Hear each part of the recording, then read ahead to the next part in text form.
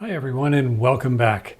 I had a very interesting question from a landscape photographer wanting to know which tripod to purchase.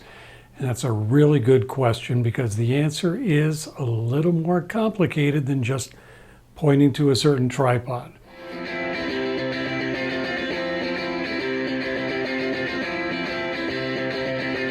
So really, you have to look at one of the variables, which is cost. And is an expensive tripod better, or is it that much better or even necessary? So when I use a tripod, my application is landscape photography. So having a sturdy, stable tripod is a must. Long exposures, and I mean very long exposures in all kinds of weather, is normal for me. So what kind of photography are you doing can help you determine which tripod you choose.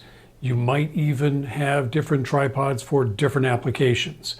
So what I mean by that is when I was shooting weddings and events, I would probably choose a different tripod for that event than when I was shooting for landscape photography.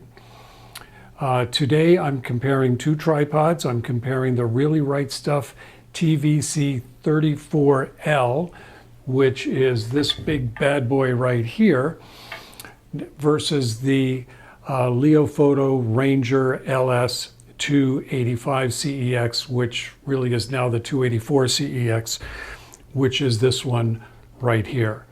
Yeah, I guess you can't even see the top of this one. It's out of the screen, it's so tall. So let me put those back there for a little bit and we'll get to that in a minute. So as I mentioned before, there's a number of factors that I'm looking for when choosing a tripod. The first one, of course, is going to be price. Whether you have the budget or not, price is always a factor. Portability, the maximum height, the leg spread, very important. And of course the weight, always need to look at the weight of the tripod, and rigidity for stability. How stable is that tripod going to be? So personally, I know these two tripods here don't have a center column, and I only consider tripods with no center column. To me, having a center column is like adding a monopod or, a pole extension like this one here from Platypod to your tripod. So I have found that in my experience as a landscape photographer, I would not use a center column at all. So I have had tripods in the past with a center column, and I have found that even though you can remove the center column in many of these different tripods, I can't get down low enough, of course, without removing the center column, and I just don't have the patience for doing that out in the field to remove the center column. So as we go through the different categories, let's take a look and see who wins. Which category? So in the lowest pricing, that's going to go to Leofoto. This tripod that I have is approximately $430 plus, I put the Arca clamp on it for convenience, and so $430 gets you a really nice carbon fiber tripod.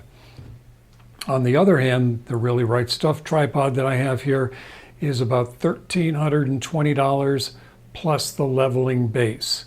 So there's over $1,000 difference between the Leofoto and the Really Right Stuff tripod.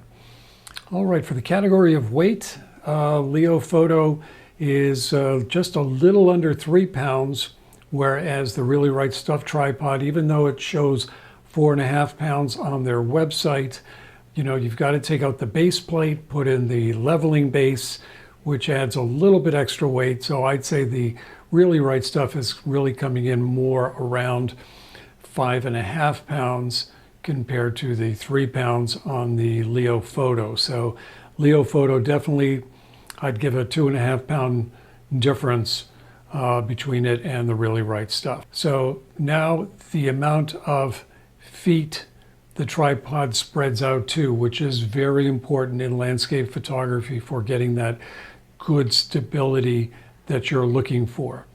Really Right Stuff covers about 5 feet wide compared to the Leo Photo at 3.5 feet.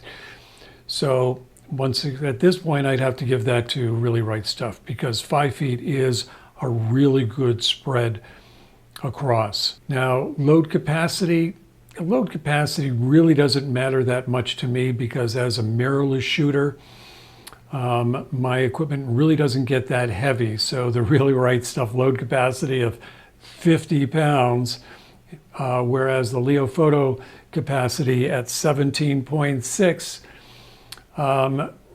Yes, of course, with the mirrorless systems that many of us are shooting with, we're not going to get anywhere close to the load capacity on either one, except that the load capacity can give you an indication of the tripod stability. For me and my height, the Really Right Stuff is a great height for me. When you're looking at a tripod for its height, you need to consider a number of different things. Of course, the height of the tripod head, and how tall is that tripod head, with the leveling base that you have in the tripod, as well as the camera height. Because as you put your camera on, now you've got a couple of extra inches there. So you need to add all that up to see where you're going to wind up with in what height your tripod you would like it to be. Because even though you can pull out the display, which is always really nice, if your tripod doesn't come out that far, I like to look into the viewfinder, into the EVF. And so if the tripod's a little bit lower, that means I'm bending over a lot, which is not something I really enjoy doing for long periods of time. Now, the last category is rigidity. Now, rigidity without a lot of scientific equipment is really hard to measure. I have seen some people take the tripod and try to twist the legs. So they'll set it up like this, and they'll try to do this and see how much it'll twist. Now, is that a good measurement? I've never really found it to be. I would have to say, for the most part, with a tripod, you get what you pay for. The thicker carbon fiber legs that you'll see on Really Right Stuff are much more superior, and they're more solid than the thinner carbon fiber legs. It's just physics. So when you compare the diameter of both, the top as well as all the way to the bottom, you're spending over $1,000 more, but Really Right Stuff tripod wins with rigidity and stability. And of course, this can be a big advantage to us landscape shooters that are shooting very, very long exposures. Some of the exposures, that I'll shoot are anywhere from 30 seconds to maybe 15, 20, 30 minutes. So this is why I purchased the Really Right Stuff tripod with my own money for doing those long exposures, whether it's at nighttime or in the daytime. Whether I'm shooting landscapes or architecture, I use the Really Right Stuff tripod whenever possible. I always recommend on either tripod to use some sort of bag, sandbag. This one here is an apron with a hook. You want to hang something from it with rocks, or even putting rocks, in the apron when you're shooting these long exposures to give you more stability, whichever tripod you decide to use. So which tripod is right for you? There are so many different factors to try to figure out which one is right for you. If you don't mind the weight or the collapse length, then the Really Right Stuff tripod is the winner. If you need space in a bag, or you need less weight and less expensive, then Leo Photo is the winner. Can you live with just one, or do you need both?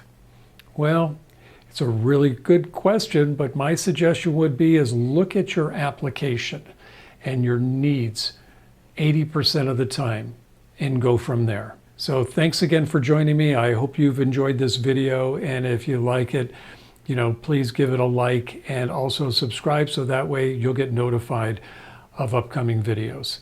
Thanks again for joining me.